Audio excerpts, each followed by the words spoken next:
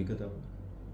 આમ તો આપ સૌને ખ્યાલ છે કે ખોડલધામના એક લેવા પટેલનો શ્રદ્ધા અને આસ્થાનો કેન્દ્ર સાથે એક સંગઠનના હેતુથી માતાજીના મંદિરની સ્થાપના કરેલી, અને આ ફક્ત સંગઠનના હેતુ માટે કરેલી, પણ એની સાથે સાથે ત્યારે એજ્યુકેશન, હેલ્થ, એગ્રીકલ્ચર અને સ્પોર્ટ્સ એના માટે પણ તમામ સમાજને અને સમગ્ર દેશને અને ગુજરાતને એનો શું લાભ મળે એના માટેની ત્યાં અલગ અલગ પ્રવૃત્તિ મોટાભાગની શરૂ છે અને બાકીની કરવાની છે.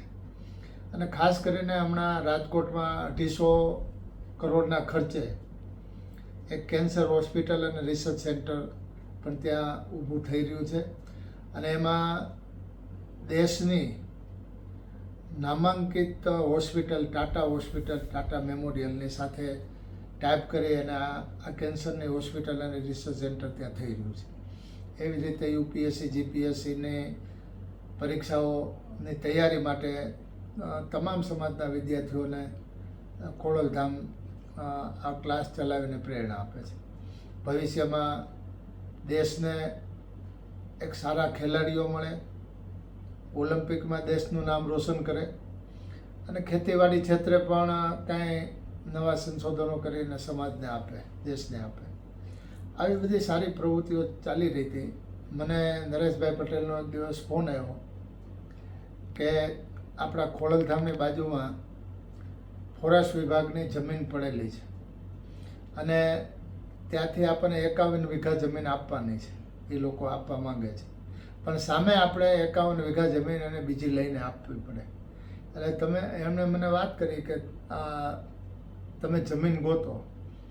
એટલે મેં તરત જ કીધું કે હું ઘણા વર્ષોથી રાજકીય ક્ષેત્રે ઘણા વર્ષથી કામ કરું છું, એટલે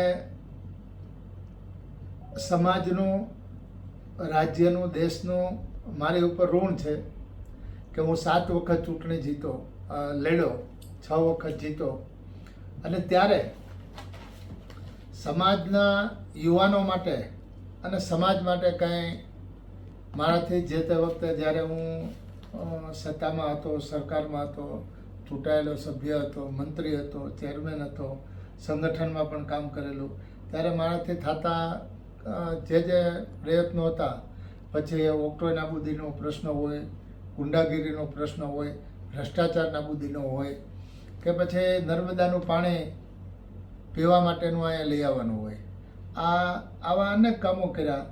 પણ આમ છતાંય આવનારી પેઢી માટે અને આપણા યુવાનો માટે કે જે ખોડલધામ શ્રદ્ધા અને આસ્થાના કેન્દ્રની સાથે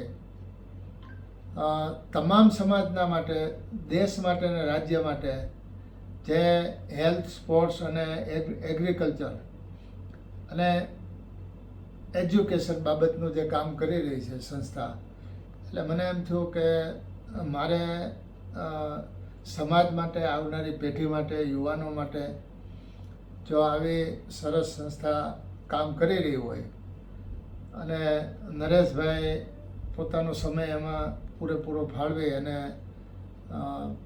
એક ઉમદા કાર્ય કરી રહ્યા હોય, તો મારી ફરજ અને કર્તવ્ય છે કે મને સમાજે એક રાજકીય ક્ષેત્રે મને જે જવાબદારી સોંપી અને મોટો કર્યો છે, તો મારે એના ઋણ ચૂકવવા માટે મારી પાસે કાંઈ છે એ અંતે તો આપણે છોડીને ચાલ્યું જવાનું છે. એટલે એ હું વાપરું કે આ સમાજ વાપરે, કે આ ગુજરાતની 7 કરોડની જનતા માટે ઉપયોગ થાય, કે દેશની 150 કરોડની જનતા માટે ઉપયોગી થાય, એવા એક ઉમદા હેતુથી મારી ફરજ અને કર્તવ્ય સમજી અને મેં જમીન આપી છે. આ જમીન ફોરેસ્ટ વિભાગ એક્સચેન્જ કરશે, એટલે મેં જે જમીન આપી છે ત્યાં એ જમીન ફોરેસ્ટ વિભાગને આપશે અને ફોરેસ્ટ વિભાગની જમીન જ્યાં ખોડલધામ કાગવડના મંદિરની બાજુમાં છે, લગોલગ જ છે, એ જમીન 61 વીઘા એમના નામે તબદીલ થશે. એટલે આવી મને એક પ્રેરણા આવી કે ભાઈ આપણને એક અત્યારે એક દેવાનો મોકો મળ્યો છે. અને ઘણી વખત બધા લોકોની ઈચ્છા હોય પણ એની મર્યાદા હોય, એની પાસે હોય ન હોય. મારી પાસે આ વ્યવસ્થા હતી એટલે મેં અમારા કુટુંબના બધા સભ્યોને મંજૂરીની અપેક્ષાએ પૂછા વગર મેં આ જમીન ખોડલધામને અર્પણ કરી આપી હતી. અને પછી ત્યાર પછી અમારા ઘરના તમામ સભ્યો ખૂબ ખુશી થયા કે ના ના, બહુ સારું કામ થયું, આપણે આપ્યું છે, યોગ્ય નિર્ણય લીધો છે. એ ખૂબ આનંદ થયો બધાને.